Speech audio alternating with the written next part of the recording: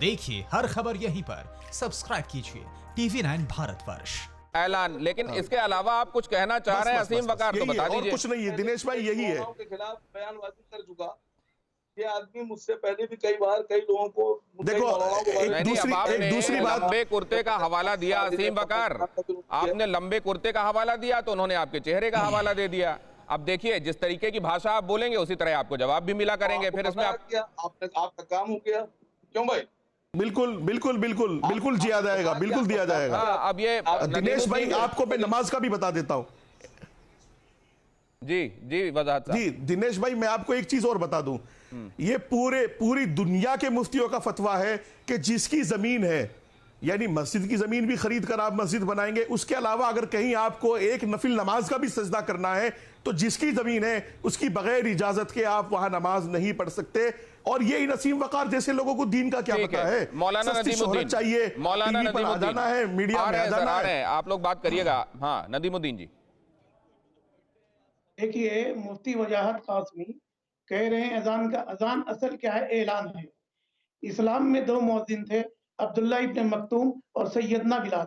सैयदना बिलाल की आवाज बहुत ही बुलंद थी। इस्लाम का लाउड स्पीकर का कंसेप्ट एक अलग चीज है। आज भी हरम के अंदर आपकी आवाज अभी नहीं आ रही है, हम आ रहे हैं आपके पास, आ रहे हैं, आपकी बात सुनेंगे। सुनिए। हाँ कहिए नदीमुद्दीन जी, अगले 30 सेकंड में अपनी बात कहिए। हाँ, देवबंद के अंदर बुखारी पढ़ाई जाती है, वो भी लाउड स्पीकर में पढ़ाई जाती है। असल में वजाहत कासमी एक बेहुदा और एक जलील किस्म का इंसान है। हज के नाम पर सैकड़ों लोगों को इसने धोखा दिया। ये मुफ्ती नहीं है। सर प्लीज, नदीमुद्दीन जी, पहले भी अपने कार्यक्रम में मैं आपसे ये इल्तिजा कर चुका हूं कि किसी के खिलाफ भी नहीं, आप पर्सनल अटैक नहीं करेंगे, नंबर एक। नंबर दो, उनको लेकर कोई भी अमर्यादित शब्द का इस्तेमाल नहीं करेंगे। आज आपने नदीमुद्दीन साहब फिर से ऐसा किया। मैं आखिरी बार आपसे ये इल्तिजा कर रहा हूं कि ऐसा आइंदा मत कीजिएगा साहब। शाजिया इल्मी, मुझे बहुत ही अफसोस के साथ ये कहना पड़ रहा है कि ऐसा किस तरह का ये मौलाना है नदीमुद्दीन, जो इतनी बेहुदा बात किसी और के बारे में कह रहा है।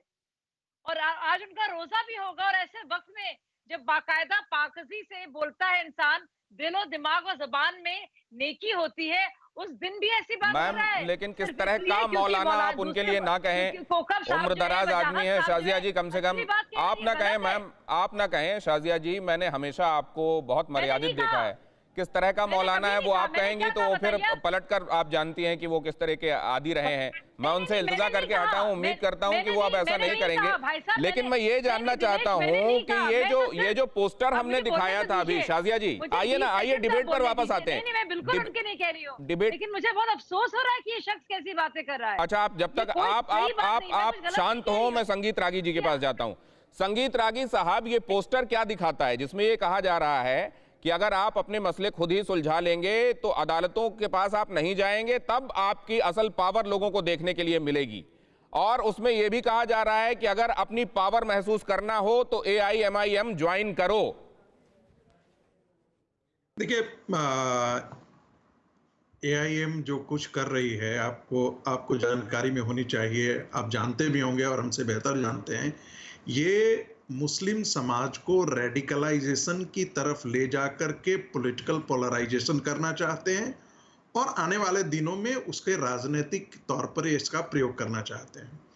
असदुद्दीन ओवैसी भारत के नए जिन्ना के रूप में अपने आप को खड़ा करना चाहते हैं। आप उनकी भाषा देख लीजिए, उनकी पार्टी की भाषा, लोगों की भाषा देख लीजिए, जिस प्रकार से वो लोग आग और विस्फोमन करते हैं, ये आप देख लीजिए अच्छी तरीके से, आपको ये पूरा का पूरा पता लग जाएगा। वो चाहते हैं कि हम जितना रेडिकलाइज बात करेंगे उतना ही मुस्लिम समाज का हिस्सा जो है वो हमारे साथ जुड़ेगा।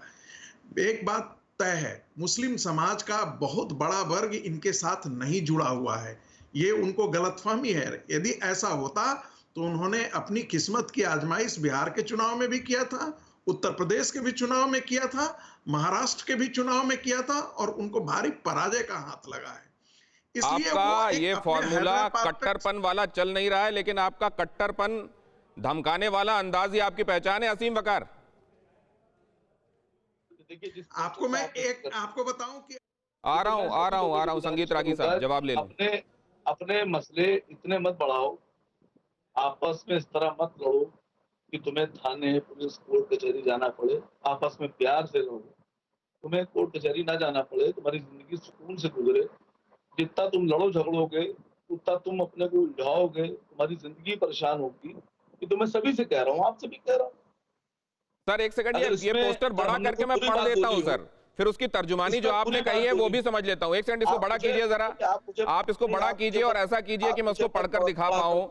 Join AIMIM, feel the power. मुसलमानों, अगर तुम अदालतों का चक्कर लगाना छोड़कर अपने उलेमा से मसले हल कराओ तो खुदा की कसम किसी सरकार में इतनी हिम्मत नहीं कि तुम्हारी शरीयत में दखल अंदाजी कर सके। फिक्र आपकी, सोमवार से शुक्रवार रात 9 बजे सिर्फ TV9 भारतवर्ष पर।